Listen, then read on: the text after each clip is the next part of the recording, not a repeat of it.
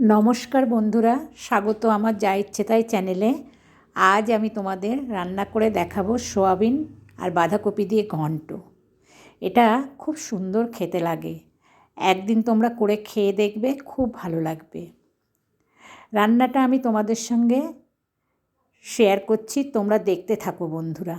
প্রথমে কড়াতে আমি গরম জল করে নিয়ে তার মধ্যে এক বাটি সোয়াবিন দিয়ে দিয়েছি। সোয়াবিনগুলো একটু ফুটতে দিলাম। সোয়াবিনগুলো দেখো একটু ফুটে উঠেছে। এটা একটা ছাঁকনির মধ্যে আমি ঢেলে দেব, জলটা ঝরিয়ে নেব।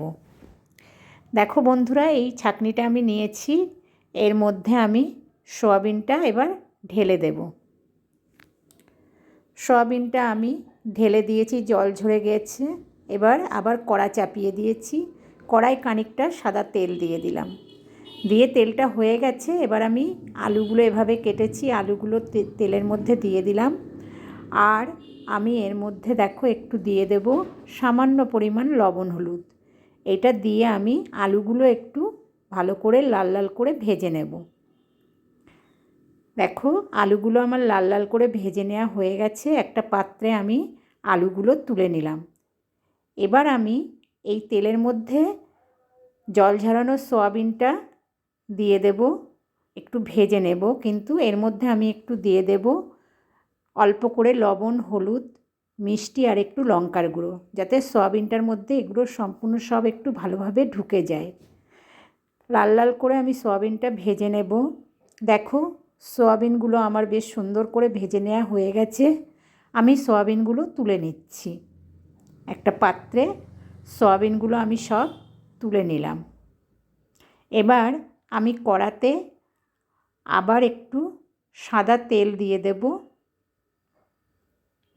তেলটা গরম হতে দিলাম। তেলটা দেখো গরম হয়ে গেছে, আমি ফোড়ন দিয়ে দিলাম একটা তেজপাতা, গোটা জিরে, 3টে এলাচ, একটু দারচিনি, কয়েকটা লবঙ্গ দিয়ে আমি ফোড়নটাকে একটু নাড়িয়ে দিচ্ছি। ফোড়নটা থেকে বেশ সুন্দর একটা মিষ্টি গন্ধ বের হয়েছে। এবার আমি এর মধ্যে দিয়ে দেব বড় একটা টমেটো কেটে আমি এর মধ্যে দিয়ে দিলাম। টমেটোটা দিয়ে আমি সামান্য একটু লবণ দিয়ে দিলাম, টমেটোটা যাতে নরম হয়ে যায়। এবার এর মধ্যে পরিমাণ মতন জিরে, ধনে গুঁড়ো দিয়ে দিলাম, হলুদ, একটু মিষ্টি, লঙ্কার গুঁড়ো আর একটু কাশ্মীরি লঙ্কার গুঁড়ো আর লবণ, আর একটু আদা গ্রেট করে নিয়েছিলাম, সেই আদাটা দিয়ে দিলাম। দিয়ে আমি একটু জল দিয়ে দিলাম। এটাকে এবার একটু আমি কষে নেব ভালো করে। কাশ্মীরি লঙ্কার গুঁড়ো দিলাম রঙটা একটু ভালো হওয়ার জন্যে। এবার আমি এটাকে একটু কষে নিচ্ছি, মোটামুটি বেশ ভালো করে একটু কষে নেওয়ার পর আমি এর মধ্যে চায়ের চামচের 2 চামচ টক দই দিয়ে দিলাম। টক দইটা দিয়ে আবারও আমি এটাকে ভালো করে একটু কষে নেব। দেখো আমি কষে নিচ্ছি, তার মধ্যে এর মধ্যে আমি হাফ বাটি এই বাটির মটরশুঁটি দিয়ে দিলাম আর দিয়ে দিলাম কয়েকটা কাঁচা লঙ্কা। এবার আমি এটাকে একটু ভালো করে কষে নেব। দেখো বেশ নাড়াচাড়া করে দিয়ে এটাকে কষে নিচ্ছি। কষে নিয়ে আমি এর মধ্যে দিয়ে দেব ভেজে রাখা আলু আর সোয়াবিনটা। এটা দিয়েও আমি একটু ভালো করে কষে নেব। আলু সোয়াবিনটার সঙ্গে মশলাটা ভালো করে কষে নেব। দেখো বেশ ভালো করে নাড়িয়ে চাড়িয়ে কষে নিচ্ছি সোয়াবিনটা, আলুটা। এবার আমি এর মধ্যে দিয়ে দেব আমি কেটে ধুয়ে রেখেছি বাঁধাকপি। সেই বাঁধাকপিটা আমি এর মধ্যে দিয়ে দিচ্ছি। দিয়ে একটু ওপর নিচ নাড়িয়ে দিলাম। দিয়ে এবার যা বাকি বাঁধাকপিটা রয়েছে সবটাই আমি এর মধ্যে দিয়ে দিচ্ছি। বাঁধাকপিটা আমার দেয়া হয়ে গেছে।